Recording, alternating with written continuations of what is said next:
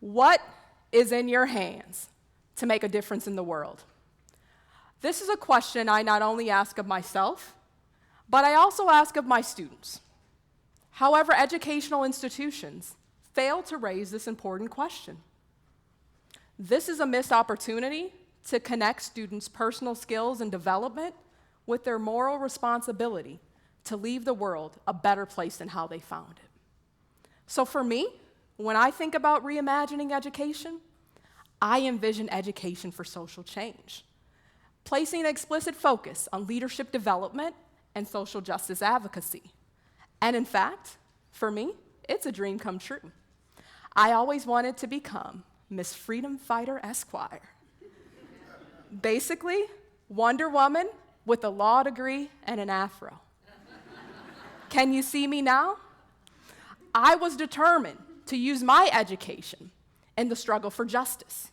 And history has shown us that students have been at the forefront of social change movements, whether it be the freedom riders of our past who fought against racial segregation, or the dream defenders of our present who fought against stand your ground laws. As parents, as educators, as community members, we must stand ready to equip the next generation for this important leadership role. So you may be wondering, why? Why is this important? My answer is simple. Young people are the future. They will shape and define the moral conscience of this nation. They will move us closer to the essence of unity, beyond the restraints of black or white, or rich or poor, to the higher moral ground of liberty and justice for all. So for me, I had no choice but to join in the struggle. For far too long, injustice was my reality. I watched as the tangled web of mass incarceration emerged, and I call it a tangled web because there's far too many entry points and far fewer exit points. America, as an industrialized nation, has the highest incarceration rate in the world, with over 2 million people incarcerated, and the vast majority of them being people of color. So I watched as a child witness to the war on drugs, as our moms and our dads, our aunts and our uncles, and our brothers and sisters entered into the prison gates. And they were locked up and locked out. And I say locked out because they returned back home with a permanent scarlet letter that read F for felon. They were restricted from access to jobs, housing, and even voting. Our communities are broken. And as a student teacher, I thought I could make a difference, that I could live out the words of Malcolm X, that education is the passport to the future. But for far too many students, that passport is permanently revoked. I watched and saw the frustration in the eyes of a young black boy in my kindergarten classroom as he struggled to read. It was through no fault of his own. He never had access to early childhood education. But guess what? He's not alone. 96% of eligible children never have access to programs like Head Start because of lack of funding. So when that young man struggled, we all struggled because our futures are interconnected. So our children are broken.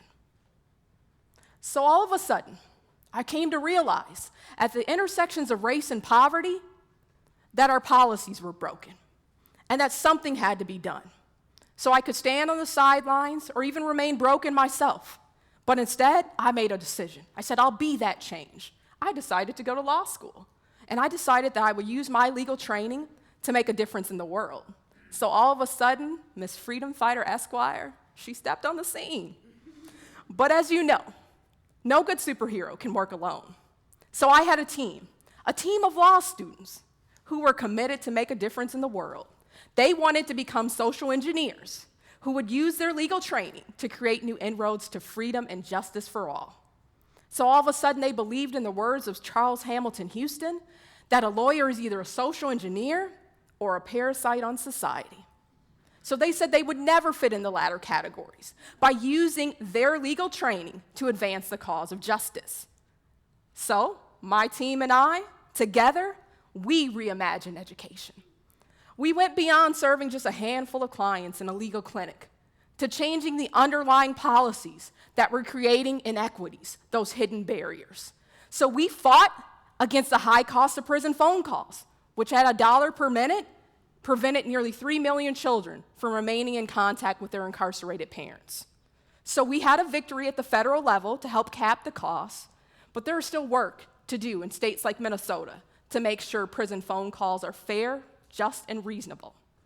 So when I think about the work of my students, they taught me an important lesson, that there's hope when you're willing to roll up your sleeves to make a difference in the world.